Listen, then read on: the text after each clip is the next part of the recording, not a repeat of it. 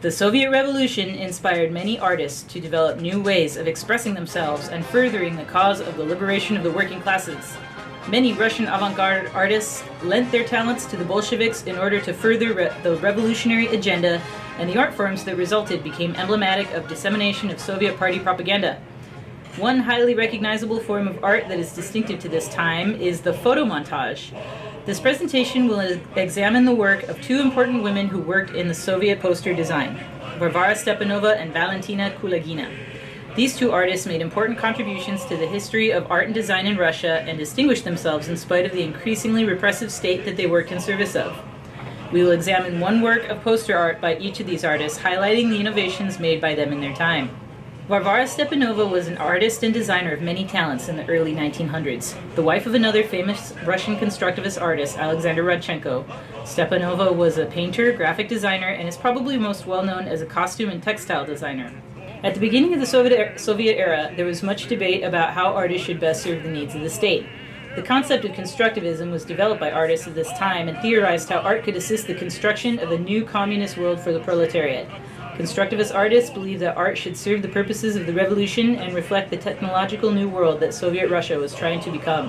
Varvara Stepanova's 1932 poster, Results of the First Five-Year Plan, uses the techniques of constructivist photo montage to create a dynamic, convincing depiction of advancements made by Stalin's plans to modernize Russia. In this poster, she uses a simplified color palette to celebrate the accomplishments of the state. Black and white photos are intermixed with sepia tones and bright red to evoke the USSR flag. Crowds of people are spliced together in the bottom portion of the poster, milling about as if they are there to celebrate the accomplishments of their new nation. They are dwarfed by the imposing image of an electrical tower and the visage of Vladimir Lenin, looming above them in what would be the sky. The message implied by the juxtaposition of these items is clear. The masses are receiving the gift of modernity through the visionary teachings of Lenin. The planes of the various photographs are arranged on a dramatically tilted diagonal, communicating the dynamic and forward-thinking nature of Soviet society.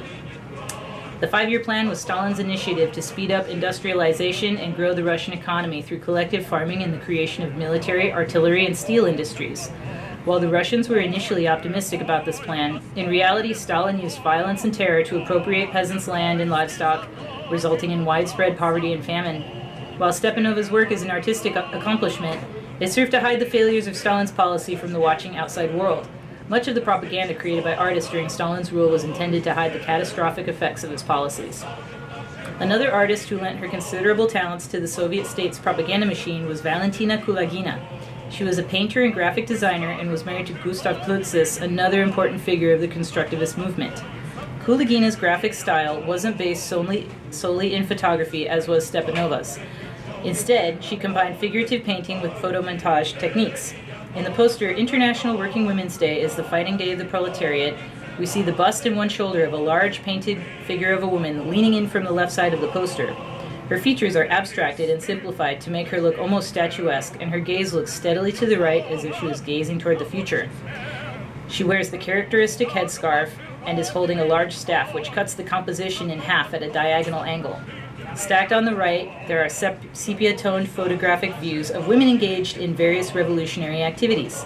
A woman soldier, a tractor driver, a student, and peasant women smiling together in solidarity. In the lower right corner is a black and white photo of a crowd of women in civil unrest being chased, beaten, and arrested by the police. The photos of working women are superimposed over large panels of Soviet red, emphasizing loyalty to the Bolshevik cause. Rows of photos are also arranged in an extreme diagonal, repeating the constructivist tendency towards geometric and dynamic compositions in their posters. We know that the accomplishments of the Soviet Union took place at great cost to human life and freedom. Valentina Kulagina's husband was arrested by Stalin and executed, and she spent the rest of her life believing that he had died of a heart attack in prison. In spite of this and the many tragedies that occurred under Stalin's rule, the creativity and innovation of artists like Stepanova and Kulagina is exceptional. They gathered all the optimism and utopian zeal of a new nation and helped create an entirely original art form.